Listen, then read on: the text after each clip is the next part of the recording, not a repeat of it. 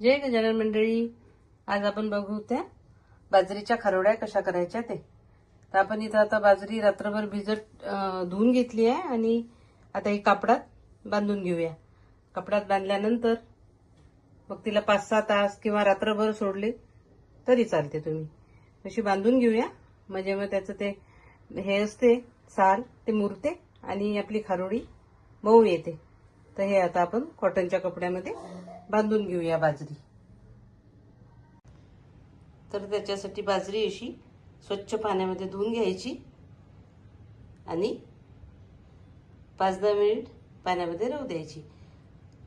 त्याच्या खारोड्या अशा मऊ येतात आणि चवीला पण खूप छान लागतात. आता आपण ही स्वच्छ धुवून घेतली. आता हे एका कॉटनच्या कपड्यामध्ये बांधून घेऊयात. आता आपण ही बाजरी रात्रभर या कॉटनच्या कपड्यामध्ये अशी गाठोडं बांधून ठेवूया म्हणजे ती मुरते छान कण त्याचा. आणि मग उद्या सकाळी थोडं पसरवून ते मिक्सरमधून काढूया. रात्रभर ही अशीच 5-6 तास ठेवली तरी चालते. मग रात्रभर ठेवली तर एकदम छान. ती स्वच्छ कपड्यामध्ये पांढऱ्या बांधून ठेवायची. ते बघा त्याच्यामध्ये दिसायला पण लागली आहे. कारण की कपडा स्वच्छच पाहिजे. वाळवणाचे प्रकार करताना स्वच्छता ठेवणं खूप आवश्यक आहे.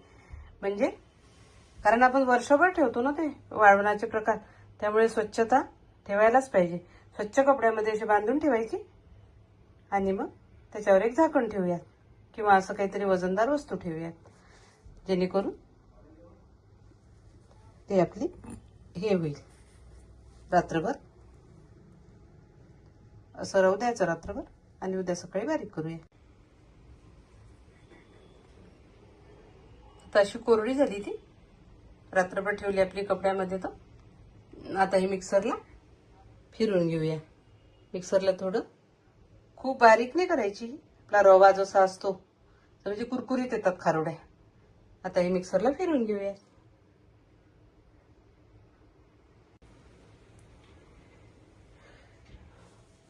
असा आपण त्या बाजरीचा आता रवा पाडून घेतलाय मिक्सरमध्ये फिरून.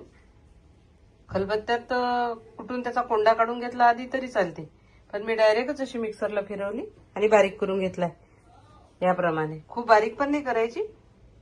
थोडं रवा टेक्स्चर ठेवायचं म्हणजे कुरकुरीत येते आपली खारोडी.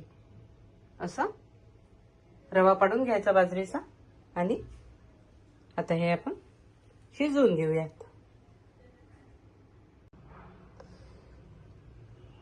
इथे आपण आता बेसिक मसाले घेतले आहेत. लसूण घेतलाय बारीक करून मिक्सरला, मीठ, थोड्या मिरच्या बारीक करून चिली फ्लेक्स सारख्या, जिरं घेतलंय आणि तीळ घेतलाय. एवढे हे मसाले आता आपण याच्यामध्ये घालणार आहोत. खूप काही याचंच तिखट मिठाचं प्रमाण तुम्हाला जसं पाहिजे तसं तुम्ही घेऊ शकता. मी या प्रमाणात घेतलं. हे 2-2 टेबलस्पून घेतलं तिखट मीठ आणि 4 टेबलस्पून तीळ घेतले. तर तुम्ही याचं प्रमाण कमी जास्त करू शकता. आता हे आपण आता पाण्यामध्ये घालून घेऊयात. आता पाण्याला अशी उकळी आली की आपण जे मसाले दाखवले हे यात घालून घेऊया. लसूण पण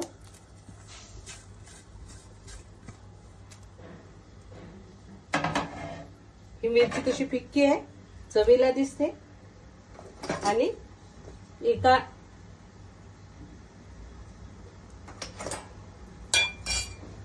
हाताने अशी चिमूट टाकायची आणि दुसऱ्या हाताने असं बरोबर फिरवायचं म्हणजे गुठळी नको व्हायला. म्हणजे आपल्या खारोड्या अशा गुठळ्या नाहीत होत त्याच्यात. पटपट असं. पण तुम्हाला हे जर जमत नसेल तर तुम्ही मग हे पण करू शकता. खाली पाण्यात भिजून घ्यायचं आणि मग त्यात टाकायचं. ते पण एक ऑप्शन आहे. आणि अशा हे केल्या भुरभुरलं असं पीठ की खूप सुंदर टेक्स्चर येते त्याचं आणि चव पण वेगळी येते.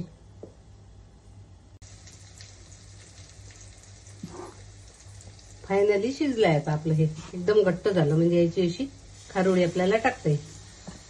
संपूर्णपणे शिजलंय आता. त्यामधून असा रटरट आवाजच येतो आपल्याला शिजायला लागलं की. असे बुडबुडे पण दिसत असतील तुम्हाला. बघा तुम्ही असं रटरट शिजू द्यायच्या खारोड्या आणि मग गार झाल्यावर घालायला घ्यायच्या एका प्लॅस्टिकच्या कागदावर. तर झाकून ठेवून 10-15 मिनिट आपल्याला शिजवावं लागेल, कारण याला शिजायला नाही कण असतात ना बाजरीचे, तर वेळच लागतो शिजायला, इतके पटकन नाही शिजायचं.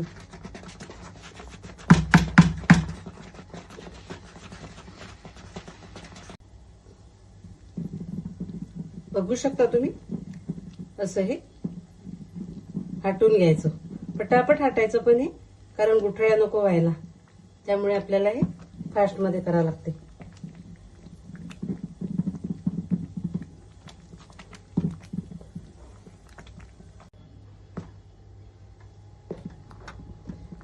आता शिजलंय आपलं, बघू शकता तुम्ही, घट्ट झालाय म्हणजे शिजलाय, त्याच्यातून असे बुडबुडे निघतात शिजल्यानंतर. आता याच्यावर झाकण ठेवू, 5 ते 7 थंड होऊ द्यायचं आता हे, कारण गार होऊ द्यायचं. हाताला सोसवेल म्हणजे खारोड्या घालता आल्या पाहिजे. आपण जशा मुगवड्या घालतो ना तशाच खारोड्या घालायच्या, पण आपल्या बोटांना असं गरमपणा जेवढा सोसवेल तेवढं गार होऊ द्यायचं, आणि नंतरच मग घालायला घ्यायच्या, नाही तर मग हाताला चटके लागू शकतात. आता इतपत झालं की याची अशी वडी आपल्याला घालता येईल, खारोडी तितपत शिजवायचं. आणि शिजल्यानंतर गार झालं की त्याच्या अजून घट्ट होते, हे गार झालं की मग त्याच्या खारोड्या घालायला घ्यायच्या. तर या पद्धतीने आता आपल्या संपूर्ण खारोड्या घालून तयार झालेल्या आहे. आता अंगण असेल तर तुम्ही अंगणामध्ये पण घालू शकता. तर प्लॅस्टिक घ्यायचं, त्याला थोडं तेलाचं बोट लावायचं आणि त्याच्यावर छोट्या छोट्या जशा आपण मूग वड्या घालतो तशा वड्या घालून घ्यायच्या. सुकल्या की त्याची साईज छोटी होते, आता ओल्या आहेत त्याच्यामुळे. तर अशा पद्धतीने संपूर्ण खारोड्या मी घालून घेतलेल्या आहे. आता ह्या बाल्कनीत ठेवते.